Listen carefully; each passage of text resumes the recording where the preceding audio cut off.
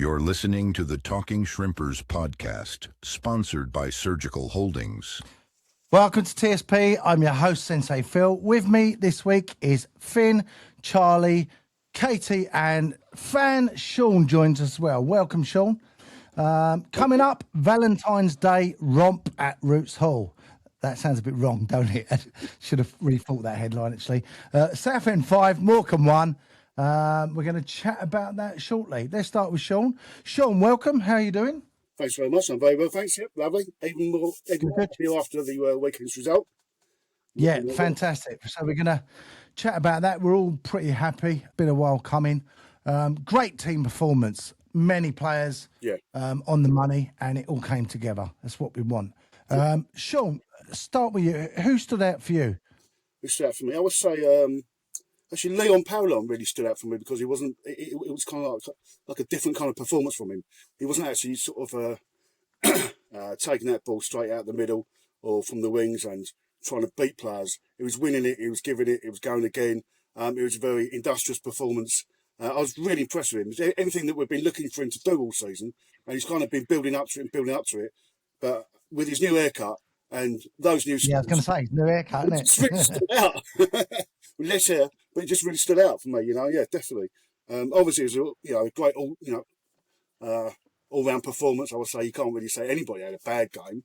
I travelled up to Morecambe to see the away match, and you could see from looking at their squad then that the strikers couldn't shoot for toffee, the defenders couldn't they just couldn't put a tackle in at the right times in the right areas, and that's where we benefited. We should have been 2-0 down away before we scored.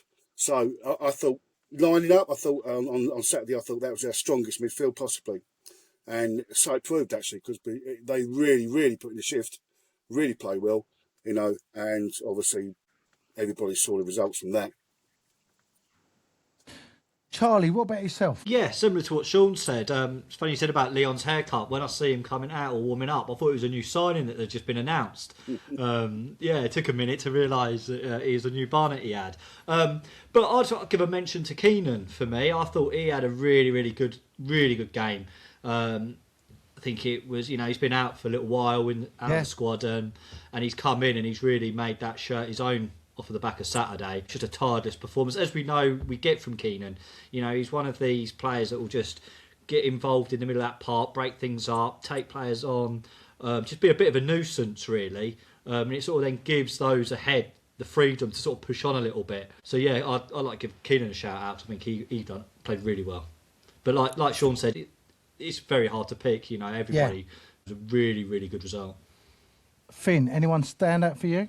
Apart from Joe Gubbins, obviously. Yeah, the same sort of players that everyone else has said. Of course, Gubbo, I always say him.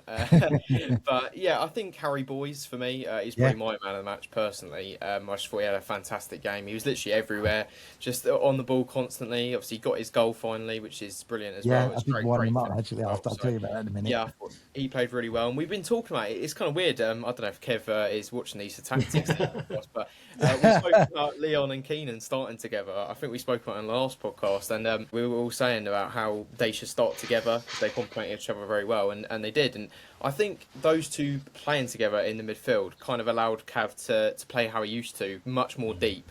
And when he was much deeper, his lack of pace and stuff, it wasn't too much of an issue because he could sit deep and kind of just. I thought he had a great game as well.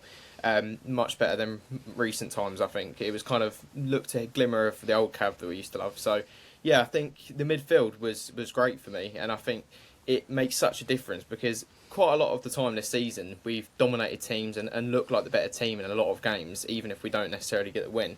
And I just think it's been our midfield kind of holding us back a little bit. And I think Kev got the midfield spot on, and I think that's probably our strongest midfield. I know you can make a case for like Coker being in there because I love Coker, but I think as a three, I think it works really well. Yeah, I thought Cav I said to him, I thought he had an excellent game actually Saturday. He got tackles in, he was advancing with the ball. It looked like the Cav of old. But yeah, so many good performances. Like I say, Boise, I thought the two up front paired well together. But we'll start with the first goal. Gus Scott Morris, who else? Great corner. Although Boise did say, to be fair, he said I couldn't see. Sun was in my eyes. I whipped it in. I didn't know we'd scored. And then looking, I couldn't see. I thought it was goody, but looking at the replay, the guy's pulling Gus all over the place, and he still manages to. I don't know how he does it. He just finds those gaps, doesn't he, Charlie? Incredible. Yeah, and it is 10 goals now. I was actually saying to someone I sat next to, because just before that corner was taken, there was a lot of pushing and pulling, as there is in boxes. And I said to the guy I sit next to, I said, I don't get why refs even blow and pull the players apart, because 9 times out of 10, nothing comes of it. They don't call the penalty, if a player's dragged down. It's, normally a free kick the opposite way. And then sure enough, the ball comes in and exactly the same's happening. He's absolutely yanking him down. And to be fair, Gus did really well to get on the end of it, because he's battling to try and stay on his feet and get to that ball. He sort of meets the header on the way down. It was a really good finish. And look, we seem to, we expect it from Gus now, don't we? He's hit a real purple patch again. And, I think there was probably a lot of, would he be able to repeat last season's sort of tally and stuff? And, but, we might have started a little bit slower this season, but he's certainly coming into form now. And when he's in those positions, you fancy him to put them away. Plenty of games left. We've got playoff potentially. Yeah. FA Trophy. Yeah, he could equal last year, possibly. Yeah. Incredible. Again, it's just amazing. Second goal from the other side. Harry Boyes, you mentioned, got his goal at last. Finn, really happy. Yeah, it was such a brilliant finish as well. Getting that interception and then going on. And you could see him thinking, should I cross it? And it's like, screw it, I'm just going to have a shot myself. And yeah, it was a great finish. A really technical finish, because it's one of those finishes that maybe doesn't look quite as hard as it actually is to finish like that. But anybody who's even played at a remote level knows to drive it that low right into the corner. It was really impressive. And yeah, as I said, I think he had a brilliant game. And he's on his day. He's such a good player, Harry Boyes. I think he's offered us something different this year, because I think when he came in,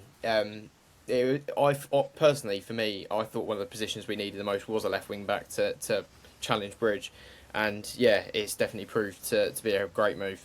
Yeah, well, I was speaking to his girlfriend after. We were waiting for him because he was doing all the media interviews and stuff, and she said, he desperately has been trying to get a goal. He's wanted a goal. I said, well, I'll wind him up when he comes out. So he came out after his interviews and he said, I was counting out my appearances, 33. It was my 33rd game, and I'm number 33. So I thought it was a good omen today. Today was going to be the day to get the goal. So I said, you must be gutted that they gave it as an own goal then. He's like, you're joking. No, yeah, I'm joking. It's your goal. So, yeah, he was well happy, and fair play to him, because he's got plenty of assists for us. So it's nice that instead of Gus having all the limelight on the other side, that he got a goal. Katie, you must be due a goal this season, playing at the back. I don't know. I've sort of moved to centre back, so a bit different. Don't get the luxury to run down the wings anymore. But up for the corners then. Yeah, sometimes. Got a few more games left of the season, so you never know. What's your goal returns genuinely like? Are you one for popping up with a goal here and there, or not particularly? I think last season I got 2 or 3. Not anything crazy. Normally headers from corners or back post slot-ins, but nothing crazy. Yeah. I'm sure they'll come. So, goal free. They threatened it in the first half. Walker and Dallas linking up. I thought they linked up really well. Obviously, Walker came back into the side. Almost had a goal. First half, Dallas, a couple of times. But number 3, great through ball.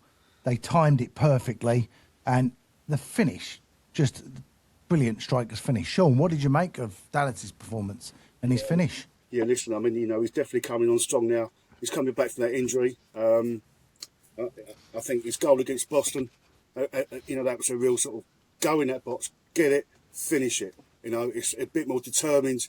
I think Andy is obviously strong in and around the box. We know that. And it was only a matter of time before really he started popping up and smacking them in. And I think Saturday just proved, that given a chance, he will finish. And, we've seen Walker and Andy Dallas link up well before, during this season. And it's something that I look forward to. And when I saw the team sheet, I thought, actually, do you know what? That could work.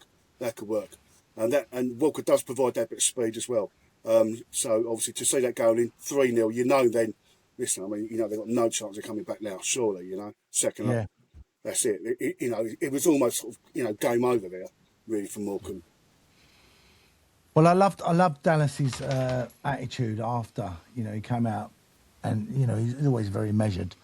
And you know, I said, well played today, great finish, really great finish. And he said, I should have shot a lot more. I should have shot more. I should have had more goals. And I thought that is such a great attitude. You know, we've won 5-1. He scored, and he's just saying I should have had more goals. You know, that is a sign of a top striker. I think our strikers this season, because they haven't played with possibly their favourite player next to them, a lot of them have been sort of back to goal, like trying to hold the ball up for the team and get the team up the pitch. But if you're back to goal, you can't shoot. You've got to get sideways somehow. And a player like Andy needs to be playing off shoulders. Same as Walker, needs to be playing off shoulders, running, that's mine, bang, you know. Well, at 3-0, I was getting a little bit worried. And this is why. I'll rewind back to last week. Just have a look at this.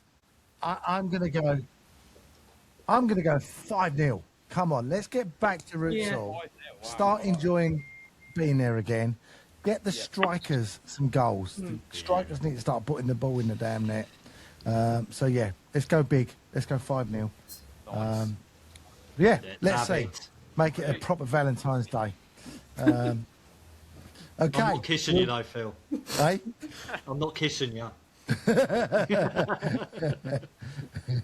If we get 5-0, I'll be kissing you all. Thank you, Sangari, for saving me. Saving us. And all the strikers didn't turn up. Lucky you as well. It was funny. I remember that when Walks put it in, I was like, oh man, I'll get a bit worried here.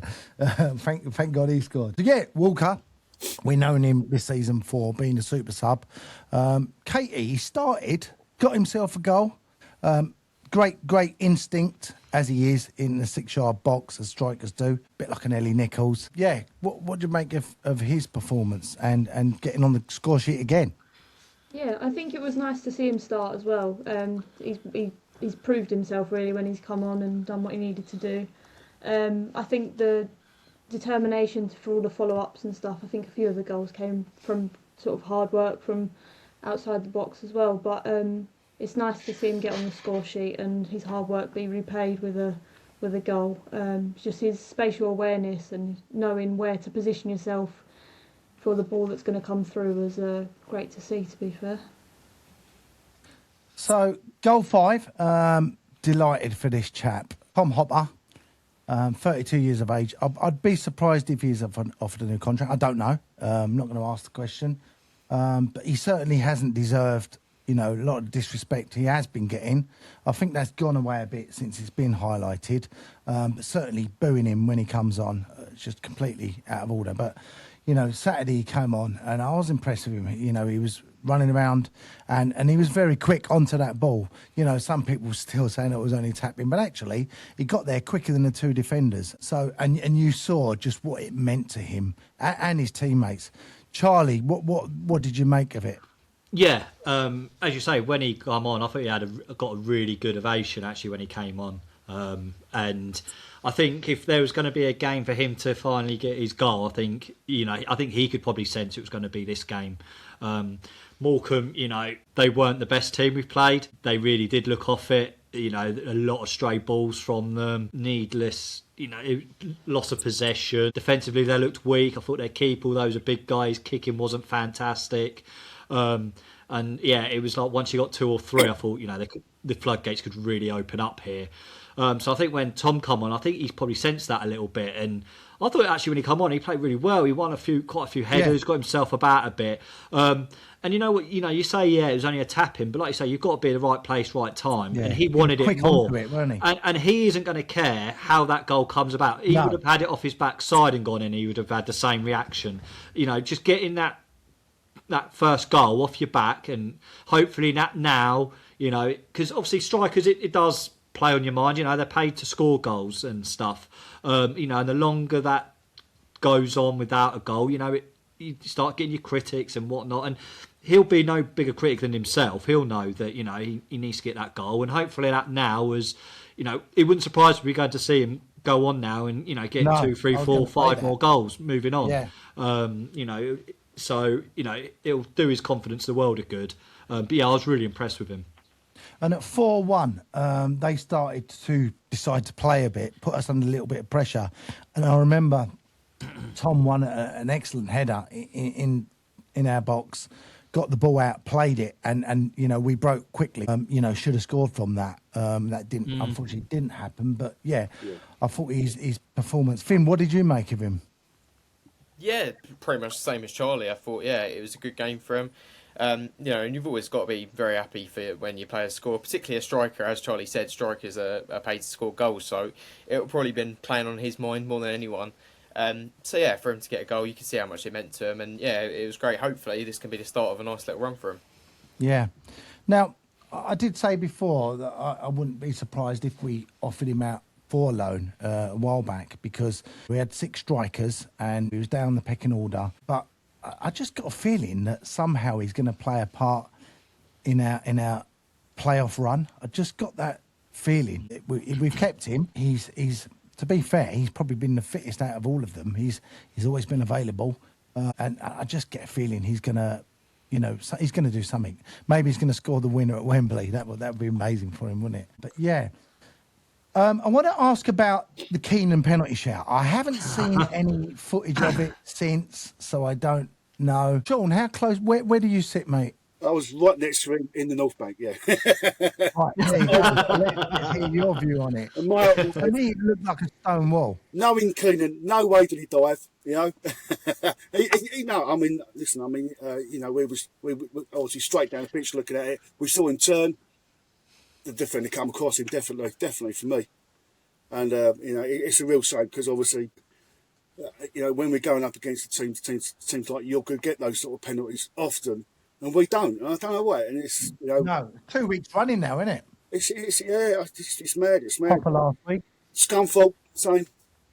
Yeah. Nailed on penalty. I mean, I didn't think it was penalty personally, because the angle we had was like a brilliant angle, just right in front of us up at Scunthorpe. And and you think, why are we not getting these penalties? I don't know. Yeah. I don't know. Everyone, maybe because we missed a few. They don't want to put us through our misery. Yeah. I don't know. Yeah. I mean, you know, let's not forget that obviously, you know, we're everybody's big game, aren't we? You know, we turn up, we bring it with us. If you come, it's 8,000. Everybody loves to hate us, even though they don't say it. You know, it's everybody's big game, and everyone's going to raise their game. And no, I think that's the point. Going to give us I think.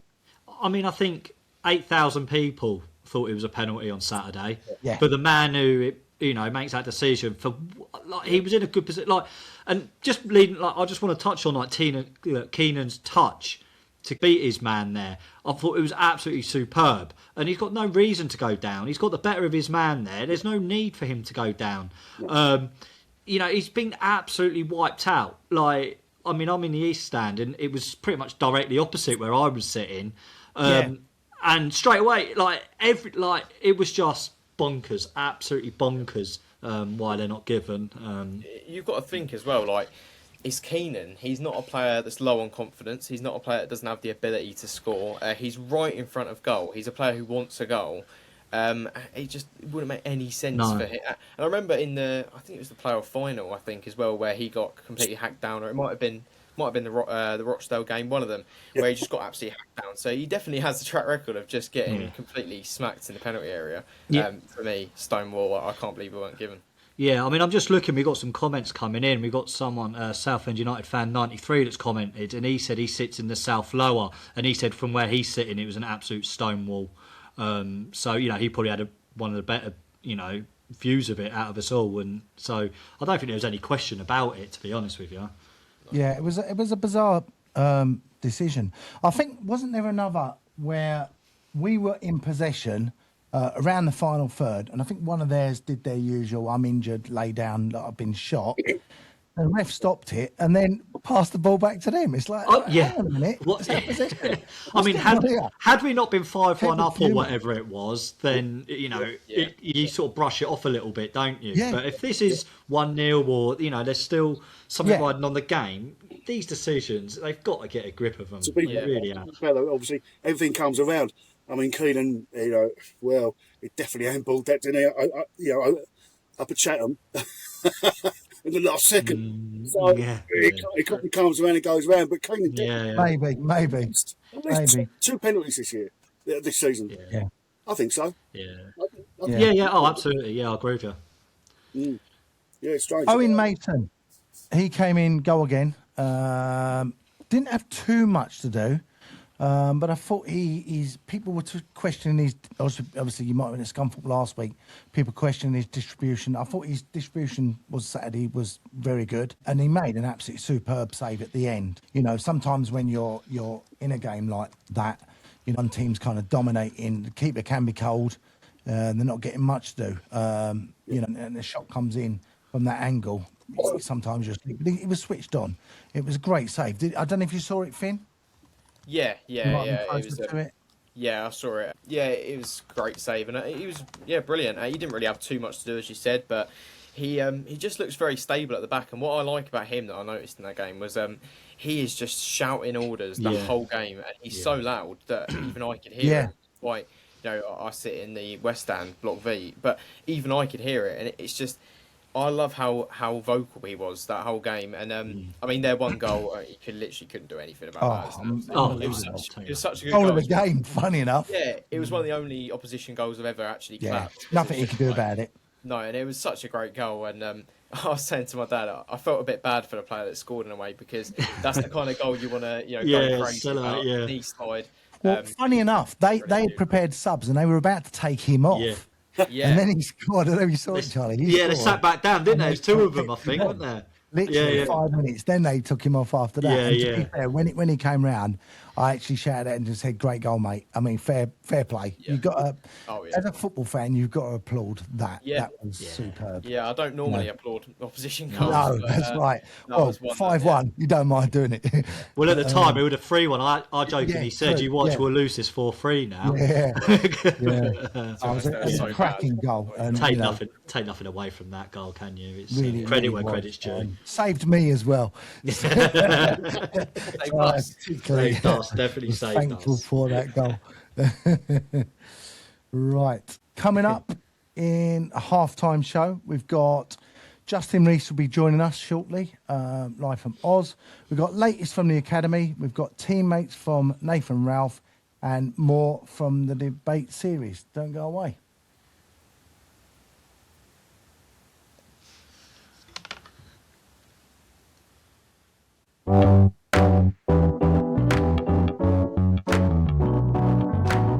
Powered by Riverside.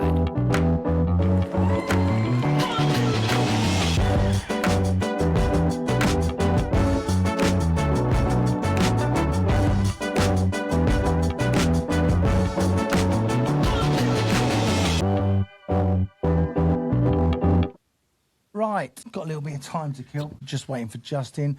Let's quickly talk about the debate series we've been doing. So our second episode has been released, chatting about wingers and centre backs. We've just released Duncan Jupp's interview, and we've got Adam Barrett coming up on Saturday. Have a listen. It was a great interview with him, wasn't it, Charlie? Oh, it was brilliant. Yeah, like little you were kids, like a little boy, you were. Oh, I was. I'm not gonna be ashamed. I'm not gonna, deny I was. I was, proper. Yeah. It was interesting, and the passion it just come across, didn't it? His love for playing for the clubs. We're not going to spoil it. Great interview. Yeah, do look out for that. That's been released on Saturday. So we put polls on X and YouTube to look at the choices that we selected and give you a chance. Polls have been interesting. So they were. Let me just check. So on YouTube. It was, there we go. So between Andy Answer and Mark Gower, it's very close. It's 54-46 in favour of Mark Gower. To be honest, it was difficult for us, wasn't it, to decide between those two. Two absolutely brilliant Southend players.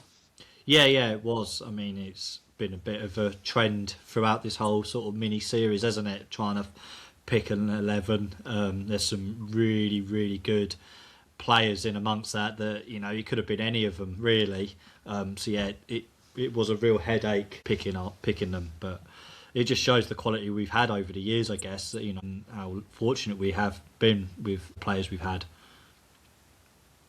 So on X, it's a little bit different. So Gower's in the lead on 55%, Answer 25%, McLaughlin 15%, and Kitely gets 5%. So shout for him. Now, I also put out the centre backs. So Barrett, obviously, we said was our first choice, and overwhelmingly, people have joined us with Spencer Pryor as the second choice. Not surprising. What a player! Fantastic player. My favourite centre back, I would say, possibly, I don't know, Cusack. No, not but funny. we've had a few over the years, haven't we? We really have, you know, and obviously playing in those lower levels. Obviously, Adam was one that come through and managed to play, you know, in the Championship, that little bit higher, still stood out. And even though in League One you thought, oh, he's not going to keep his place, you know, he's going to struggle a little bit. But he came through. He just came through, and he was with us. Yeah. And you know, and then obviously on the demise, when we come down from the Championship, he was still there, and he was like our main man, our captain, and when Kev weren't playing. So yeah, you know, obviously, you know, Mr. Southend, isn't he? You know, he really is. Yeah. And you can't forget the goals that he scored, and you know, the fist pumping Wembley thing, you know, and all that. It's fantastic, isn't it? You know, brilliant. Well, I remember him first time round when I first started supporting and following Southend. When he played at the back with Dave Martin, another absolute colossus of a centre-back. And, you know, those two were just brilliant. And obviously, you know, Spencer Pryor became sort of Dave Martin for Adam Barrett later on in that kind of very similar sort of partnership. So, yeah, two few centre-backs there. We mentioned Leon Court as well. So many good players and memories. So yeah, if you haven't had a listen, do have a listen to that. The second episode has been released, and we're starting our third episode soon, Charlie. Looking at we're looking at no nonsense midfield general and an attacking midfielder. So we've got a few players we're going to be debating on that one. Looking forward to that. Yeah, also because I like these debates because I think it opens up for everybody, because it's not only just for, you know, us older guys that, you know, say, you know, been watching the team for years. You know, the youngsters that are coming through, you know, they'll have their memories of who their favourites are coming through and stuff. So it opens, you know, up to everybody. Well, so we'll finish that conversation on good-looking chap currently in Australia. Justin, we're not talking about you. We're talking about Spencer Pryor. So there he is. There's Justin. I'm only kidding. Hello, guys. How are you, mate? Hiya, Justin. You all right, mate? Good, thank you. How are you all? You good? Yeah, good. Yeah, very well. Have you walked the dog yet? I'm in England, so I'm. Oh, you are? Ah, Yeah, I was at the game. Oh, so you're normal time. I'm at the Roslyn. Yeah. So, Oh, okay. But the dog is good. I get my daily updates on the dog. He's good. There's two of them now. We've got a foster dog for a little bit as well. So, but they're both okay. Yeah, they're both good. What has he got a name? She, the dog, is She? Maddie. She was like a lab dog, a beagle, and now she's learning the world with us. So she seems to be having a good time. But yeah, it's good. Fantastic. Very sweet. So you'll need another shrimper's collar then. You can never have too many, Phil. Right, on to some serious stuff. Thanks for joining us. Really appreciate it. You're welcome. So just got a few questions for you. So I'm not sure if you're aware of it, but there's been some grumbling about reinvestment into the squad. How do you guys at Kazu see that?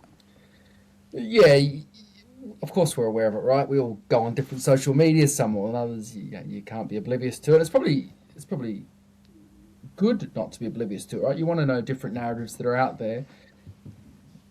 Obviously, some narratives are a little frustrating because they're not really based in reality, right? But then you've got to accept football is football, right? Every club has this. So to get to the heart of the problem, I mean, we've spent 11 million in a couple of years. If you look at the big numbers, this year we're going to lose about 2.4 million, so more than last year. despite obviously the windfall from the Kelman sale. Our playing budget is up on last year. So by every metric, to say that we're not investing is a pretty ludicrous statement, right? That said, you've always got to be careful when I come onto these things, because you don't want to add undue pressure. To solve one problem, you don't want to come across as defensive. You don't want to start a precedent that will answer every tweet or question or gripe. And you also don't want to inadvertently create pressure on what is an already very, very pressurised National League. So we're spending more on the football team this year, but so are other teams. You know, league tables are ones of relativity. You can be better, but still finish 7th, for example. Right? So in terms of investment, I think our investment is high. 11 million is a lot of money. But say it was 10 million, should we apologise if it was a little bit less? In my opinion, of course not, right? We've been pretty consistent. I think that we want to balance on-field investment with off-field investment. We've been pretty consistent to say that, unlike other clubs who may or may not be spending more, we have a very, very significant investment required off the pitch. I want to remind everyone the regeneration of Roots Hall is not optional. You need a safe, healthy stadium to be able to run football matches. And so it's not optional. It's been underinvested in. It's going to be 20 million plus we need to develop the surrounding areas. We need to put a few million into the training ground beyond what we've done. So these are not insignificant sums. Yeah. Our job as custodians is not to look short term. We've got to balance on pitch success that we all want. We've got to have a longer term view. I accept football's football and it's passionate, but you do want a bit of balance, right? And you want people to look at that overall picture. And I'd like to think our message has been consistent. We will invest on the pitch where possible. We're all football people. We get excited about winning trophies, going to Wembley, more so than building flats. But our responsibility as custodians is to balance both sides of that equation. And we feel if we do that, there'll be perpetually bigger budgets in the future. A long-winded answer to a short-term question, but of course we think our investment is We'll sizable. come back to Roots Hall, Justin. But I'm just going to mention, obviously, Mother Nature's had her way with us a lot this season. And obviously we've advanced in the FA Trophy, which is no bad thing at all. But as a result of, a combination of those, we've been hit by a lot of postponements. So obviously the fixtures are piling up, and we are looking at really week after next, Tuesday, Saturday. Great for you because you get to see lots of football now. But yeah, it's obviously a pile-up of fixture congestion. In your opinion, do you think the squad is big enough to handle that? I think that's a question for Kevin, right? So I think Kevin's ultimately got to decide if the squad is big enough and if there's a position that needs strengthening. I mean, when Nathan got injured, of course, we were light in defence. That will always be a question for Kevin. We'll all have opinions. If we have them, we'll share them internally or keep them to ourselves. But the joy of the National League is, the transfer windows aren't so defined. You've got till March. You can dip into the loan market. So unlike if it was a Football League club and the window had slammed shut, it's a different proposition, right? So you can be quite dexterous in this market. Our guys have shown over the last few years that they've ducked and dived under much more constrained circumstances that we find ourselves in. So is the squad big enough? That's a question for Kevin. We've got 2 people per position generally, right? So he's got cover there. But if Kevin feels we're one short here or one short there, it's a conversation we'll have internally. Of course, it's not for me to opine on it. So if Kev needs to dip into that market, that's a possibility. Are we saying that? Yeah, I think so. And again, transfer strategy is another one of those little red boxes I don't like to comment on too much publicly, because you sort of think about how it would play out. You let everyone know that we've got X money to spend, and of course, or we're interested in that player. It just doesn't serve us any well, right? But there's a balancing act between setting a budget, which we do at the start of the year, and of course it has to mean something. Otherwise, what's the point in setting it? Versus, of course, you've got to look at the circumstances, and fixture pile-up and injuries are the sort of circumstances that make you look at adjusting. I think it's pretty clear we'll bring in a defender, right? There's rules and principles, but it's not the most rigid industry. You've got to have a little bit of flex. I want to ask you about director of football. Obviously, that was announced recently. Where are we with that? And also, How are we looking in terms of, obviously there's a lot of players up for the contract's up at the end of the season. I'm assuming talks are going on with a lot of players. I'm not going to ask who, obviously, because that would be wrong. But yeah, what's the situation with renewing contracts with players? Yeah, so Director of Football, we're going through a recruitment process. We appointed an agency that specialises in sort of football recruitment because, of course, it's quite specialist. We're midway through that process, so there's not really much I can update you on at this stage. It's a pretty significant appointment if we get to that stage. So we'll announce it in due course, but right now we're in the middle of that process. In terms of the squad, I mean, yeah, it's something that we'll talk about internally. We've got quite a lot of players who are up at the end of this year, some of which have club options and things like that. So it's not always what you might glean from the outside. The usual process there is Kevin and the guys tell us what they're thinking, and then we go through a process. It's largely sort of driven by the guys. But yeah, those conversations will sort of start to happen from now, I'd say, as we get towards the end of the season. And finally, just want to, there's a little bit you said last June, 3 fundamentals really of, the 5-year project, to bring joy to our fans through football, to help the wider community within which we operate, to run the club sustainably so it can serve future generations. Some great points, really pivotal to our success. Obviously, the investment you guys put in can't always be just about the playing, players on the pitch. There's a lot that needs to go in off the pitch. So just want to ask really on that, on the development of Roots Hall. You did say that the East Stand would be a game changer for us. Are we still on track for the fan consultation and the planning application this summer for the East Stand redevelopment? Where are we with that? Definitely not this summer. I don't know. For the East End, no. I mean, that'll be a £20 million project. I just want a nice seat to sit on. That's all it is. Yeah, well, you're not getting it this summer. I mean, I think we need to rebuild the East Stand, and then of course we'll need to do touch-ups, if you will, to the other stands. But the East Stand is the big one, and we want to develop the area around it, which I think is important as well. It takes time. It'll take more than 6-12 months to get planning applications and get the funding, and there's a lot of stuff that happens behind the scenes, of course, that takes a lot of time, and we have to deal with. That means it's not always obvious how much work is going on, but there's a lot of work going on. And the premises you talked about before, joy through football, run the club sustainably, help the community, they've all got to be done in balance. If you focus on one specific thing over another, it can be difficult, right? We've got to balance on pitch, we've got to balance off pitch, we've got to balance short term, we've got to balance long term. I think generally our overall plan is to keep building around the infrastructure and the foundations of the club, not just physical infrastructure like buildings, but processes, systems, people, and just keep improving. At the start of the year, we finished 7th, but we'd just come off a really good second half of last season. I think we were about 3rd in the form table from Christmas. We obviously had a really good playoff run. So progress this year, you always target promotion, but of course you can finish 2nd or 7th and get promoted, right? So the bigger progress, it's about progress, it's about momentum, it's about improvement. If you keep doing that, of course, your day will come. You just can't always pinpoint whether it'll be this year or next year. And I've said before, you look at a lot of the teams that go up in the National League, they don't tend to come from nowhere. They tend to build, they tend to be in and around. Barnet, Chesterfield, even Bromley, they were all sort of in and around that top 7 more than once before they went up. So finally, Justin, obviously as chairman and being part of Kazu, you're doing a lot of work with the club, but you're also a football fan. You're back now. How long are you back for? You've obviously got a lot of games on Tuesdays and Saturdays for you to enjoy.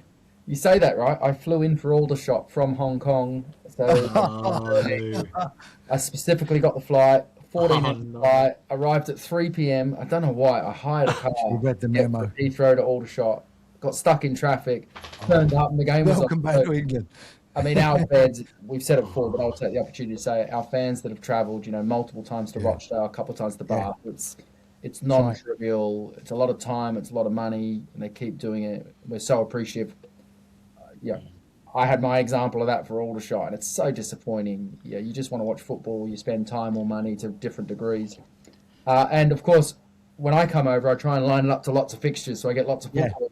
And for all the fixture congestion, the week I'm here, we don't get the second game. But, Typical. well, to answer your question, I'm here until after the Horsham game, and then I'm out for a bit, and then I'm back for those 3 games in 7 days. The Rochdale, Yeah. Gateshead, Forest Green, is it? That little Yeah. spell? Yeah. So in and out a bit, and then back for the running. So. Well, hopefully, possibly 1 or 2 trips to Wembley, end of the season. Yeah, that'd be I'm sure amazing. you'd be looking forward to that.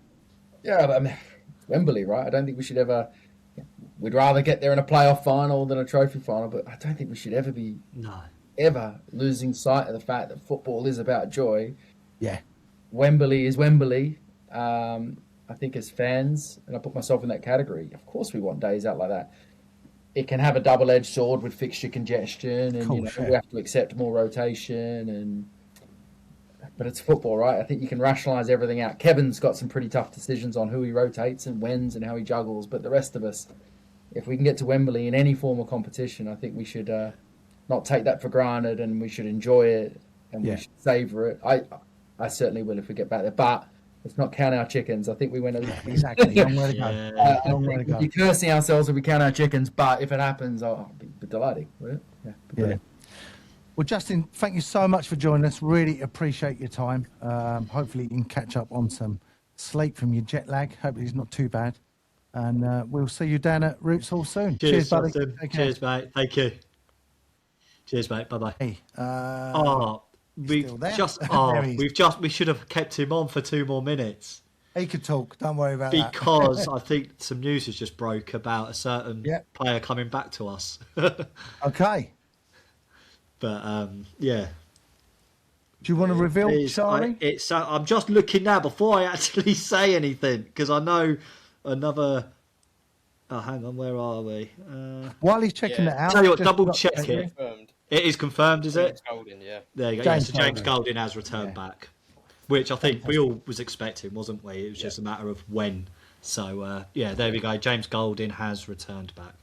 Fantastic. Sean, let's have a comment from you on James Golding. What do you make of that? I'm a big fan of James Golding. I really thought last season he had a massive effect on our team. The way he was foraging forward with the ball there, coming out of defence. You could just see the whole field opening up. Defenders backing off, spaces being made, and obviously that goal against Yeovil, the equaliser right at death there, fantastic. I don't know how many goals he scored last season. 2 or 3, was I think it? it's 3 or 4, wasn't it? 3, I think. 3 or 4, yeah, something like that. Obviously, would have been more probably if he'd not been injured. But Yeah, what a signing. yeah, and of course that injury obviously really put us back. I think at the time. Yeah, It was actually like it just felt like a real stab in the heart. But I think he's great in the air. I think he's great with his feet. yeah. The lads seem to like him. He's well likable. We saw him in the behind the goal with us at Sutton United away last Sutton, night. that's it. Will Yeah. Sutton's name, and he was he was obviously injured then. But I think it's fantastic. I don't know what sort of state or how his fitness is right now. But I think that could be important if he is coming back from fitness. How soon before he can play? And obviously, who's going to? Well, I suppose it gives a chance, a chance to have give a defender a rest. If that defender needs a rest. Yeah, I mean, Justin talked about rotation. Might have to obviously play a bit of that. But yeah, he's a player that can play anywhere across that back three. Yeah, I think also, if we need to, in a central midfield role as well. Yeah. I do. Yeah, If it comes back, he's got the ability. Yeah. Didn't realise he's only 21 as well. Yeah, young, Well, isn't he? that's it. Phil. So mature, isn't he? That's actually a point I was going to bring up. Is that I've been thinking about it because obviously we've heard for quite a few days that this transfer might happen, this loan, and yeah, I think for me he might be the answer to our midfield kind of that holding midfield role, because I don't know if anyone remembers, but towards the end of that season before he got injured, he started to kind of play in that role a little bit in front of the defence, and that was when he started getting goals. I think he scored against Yeovil, and that was when he started to push up the field more. And yeah, I think if you imagine him playing behind Leon and Keenan in midfield, I think that could be a quality 3. To be honest, I think suddenly we've gone from maybe a weaker midfield to a top. We've got options now, haven't we? Yeah, and I think that's certainly a great option. And we also look a bigger team as well with Golden in. I mean, if Cardiff comes back again, there, we could look 8-18. With a lot of footers in there. It's, Certainly a threat from corners. Definitely. Yeah, very good. Okay, this is Nathan Ralph on Teammates.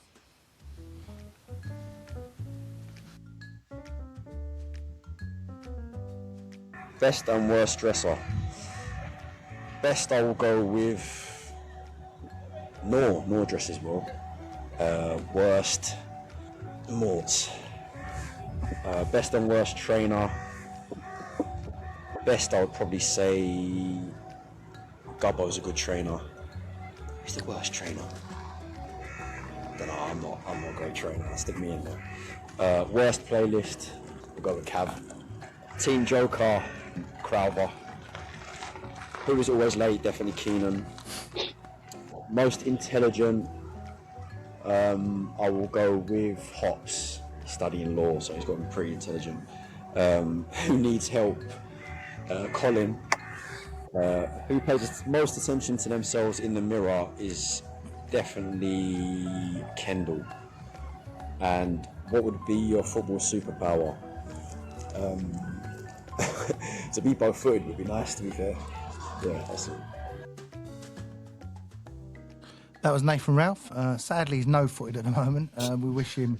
But it's like, I didn't realise, I was chatting him Saturday. It was his birthday Saturday as well.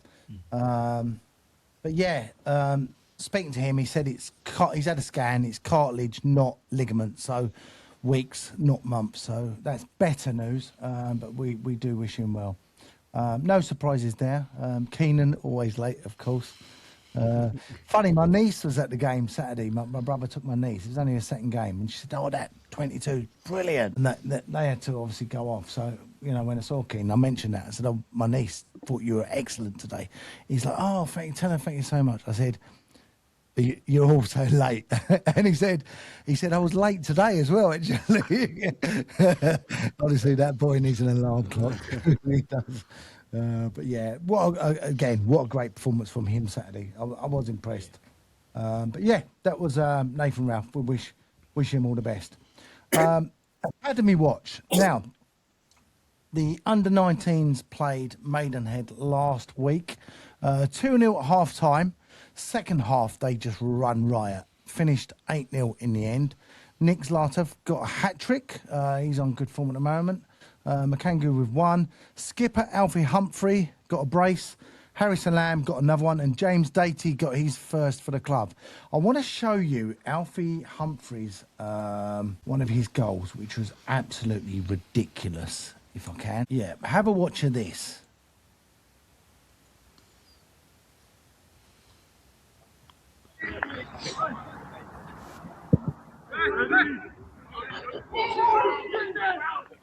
Yeah, not bad at all. Katie, what do you make of that? Yeah, I mean, you wouldn't turn your nose up at scoring a goal like that, would you? Pretty impressive, wasn't it? Yeah, I think when you're controlling a game anyway, but to have the confidence and to back yourself, to have the ability to do that is always going to be a good thing for the team. Because I think most teams don't expect you to shoot from that sort of distance. No. But the execution was spot on. Right in that corner. Beautiful. Yeah, no chance for the goalkeeper. Yeah, good player. He's team captain, as I said. Got a couple that game. Very good. Charlie, you probably saw him when they played against Wrexham. Yes, against what was the game before that? And Swindon. Swindon, yeah. Won on penalties, didn't they? Yeah. No. Yeah, that's right. Yeah, to play Wrexham. Yeah, and I mean, I went to both games, and they've done themselves so proud. I mean, the Swindon game was a hell of a game. It really was. It was. I think you was there, wasn't you, Phil? And Josh Barrett. It was a fantastic game. And then going into the Wrexham game, the boys, they weren't outplayed at all. Wrexham are very well funded and got some very good players that have come from very good academies themselves. I think, speaking of Danny Heath, a lot of their, quite a few of the Wrexham lads, they've had, time in at like Man City and the like. So they've come from, very good academies themselves. So for our boys, to rubbing shoulders with them and going toe to toe. And the goals that Wrexham conceded were, coming with just lucky deflections that landed, ricochets that landed at the feet of a Wrexham player. Any other day, it could have landed, with Southend player would have been cleared and stuff. So very, very unfortunate. But by no means should they, they should be holding their head up high for, the achievement. Yeah. And similar to the first team, really, they've just got a bit of a congestion pile up now. Off Danny the back Heath a was bit. down it the other day. But I mean, you're not going to sniff your nose at the beginning of the season. If they offered the 5th round of the FA Youth Cup, you're going to take that all day long. But to be fair, the league doesn't seem to be taking any blip following it. They seem to be going stronger and stronger. They've got some very, very talented lads in that squad. Some players that I'm sure that we will see in a Southend shirt in years to come. So yeah, if no one's gone down to see them, I mean, I think they're streaming a lot of their stuff on YouTube as well now. Which is really good, giving them some exposure. So if you can get a chance to watch them, I think you'll be really, really impressed with what's being produced down there. Sean, have you managed to see much of the academy? Yeah, I saw. I've only seen the 2 games that they obviously played at Rootsall, the 2 mentioned there, the Wrexham game and the Swindon game. I thought definitely Swindon game. They really used the pitch, both sides. Maybe perhaps against Wrexham, it might have been better for them just to tuck in a bit, get tighter to each other. So if you lose a ball, there's someone else to come in quick and cover for you, and pick it and try and get a tackle and turn over that ball. But I thought it was a really close game. Like you say, I thought Wrexham were lucky with the goals. Well, say lucky. I mean, maybe in the end, maybe they just pushed on a bit. And we couldn't quite cope, but I think they a great team, Southend. Really, really great. I mean, we only, the only National League side left in that round. In fact, the round before, I think it was Swindon. So I mean, that in itself, considering that we've already got the funding for that, have we? So, I think, exactly. I think there's real promise. Is it the lad called? Is it Rio at the back? Rio Thomas. Very good player, isn't he? Really sits with him. Very good player. He really stood out. Reel off so many names, so many good players. Honestly, he just looked like a real Rolls Royce there. He took everything in his stride. I was really surprised actually. I think it was a Swindon game when they took him off with about 10-15 left. And I thought, but obviously, but there's a few in there. The left back, I thought he was tidy. Another winger. So and the boys can play football. You can see that. You can see that grounding. I love Danny Heath. I think he's a fantastic character. Phenomenal job. Yeah, he's brilliant, isn't he? Him and Tom Bailey, And you can just imagine the boys listening to it, like Danny. Team talk is so inspirational. The way the way he talks and gets through. You just imagine it, and he'd be someone that I'd have loved to play for. When I was young. Yeah. But Danny strikes me as the sort of manager. He strikes me as the sort of manager who's like mates with them all. Do you know what I mean? Like, he's just so encompassing with them all. Like, he's just like one of their mates. And I think it's really working well. And all they focus on was that, right, okay, it's about respect, it's about hard work for Southend United. The whole thing that they've been struggling, it's almost like it's going down the line. Which is great for us. Yeah, amazing job. Well, they've got a huge game this Wednesday, 3 p.m. at the Garrons. That's the Alliance Cup quarter-final against Sutton. So good luck, Danny and the boys. If you don't manage to get down, then I'm sure, do have a watch on YouTube. Some brilliant players, and good luck to them. Having a great season. Right. Coming up, Brackley Town away on Saturday. Let me tell you a bit about their form. So they're unbeaten in 6, Brackley. Typical, isn't it, when we go to play these sides. 2 wins, 4 draws out of that. Sitting in 14th, 27 for 37 against. An away win for them at Gateshead on Saturday. The winning goal came from Kian Harrott. Anyone remember that name? Katie, is that familiar to you at all? Anyone? No, I can't say. What's his name? Kieran Harrott. Ian Harrott. Harrott. Yeah, you're going to have horrible memories when I tell you He scored a winning goal at Wembley not long ago in a playoff final is he? against a team called Southend. Yeah, Oldham boy. He got the third goal. Yeah. I scrubbed that one out of my mind. That's why. Yeah, we try to. We're trying to get over this now, Phil. Come on. Yeah, so we don't want him obviously on the score sheet this Saturday. Yeah, Charlie, what are you making of game Saturday? After a good performance this Saturday, confidence going to be high. Yeah, I mean, I just quickly had a little look at their recent form. It's all been a bit hit and miss, hasn't it? You say, is it a couple of draws, a couple of wins and stuff? A couple of decent draws, to be fair. I think, was it against Halifax? They've had a recent draw. And where else are we?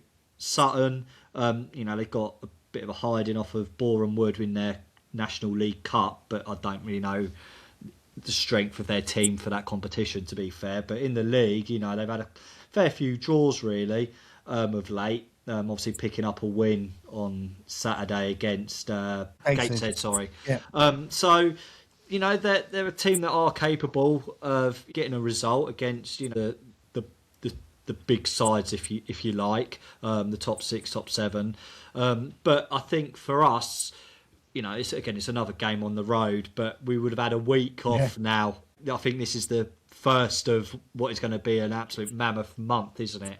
With fixtures and stuff. Crazy. So we've had a week to prepare for it, rest up. Kev would have done his work and homework and looked at how they are and stuff like that. But I think we can go in feeling really, really confident off the back of our result. To have both your wing backs on the score sheet, 3 of your 4 strikers scoring, albeit, it would have been a clean sheet, a very well taken goal the weekend. So we should be going into that game full of confidence. And obviously with the signing of Golding as well now gives us something else to think about. I'm presuming his fitness isn't too much of an issue. I'd be surprised if we had gone in for him if he was still carrying a bit of a knock. I believe he's ready to go. So hopefully, he's going to hit the ground running where he left off. And, he seems to really enjoy his time when he was at Southend. As Sean mentioned, he was in the crowd at Sutton and stuff. So he's obviously, feels at home here. I'm going to be, optimistic, and rightly so. I think, I go in there thinking, we should win comfortably. I think we'll put a good performance in. And then hopefully that will then build on to these games that are going to start coming thick and fast. Saturdays, Tuesdays, which going into it on a winning spree, that's what you want. You want to keep that momentum going, keep that pace going. Especially, I was looking, we've got 3 games in hand, haven't we, off the top 7 there. True. If you actually look at it as well, I think 4 of them are against teams within that top 7.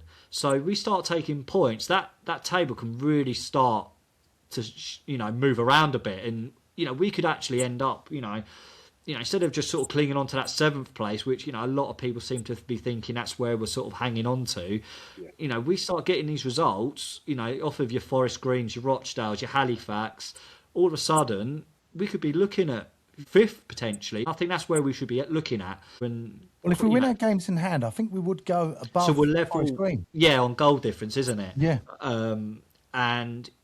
So some big games, because we know the problems we've been having with the top 6, top 7. But again, I think we haven't been outplayed by them. It's only been by the odd goal, the odd mistake that's been. We cut that out. These draws, these narrow losses will start becoming victories. We'll start getting points off of them. And similar with Hopper's goal, I think once we get one of those results, 2 or 3 will probably start following. Well, I think, was it you, Kate, you said last week that, we talked about not beating the top 6 sides last week and maybe a bit psychological after a while.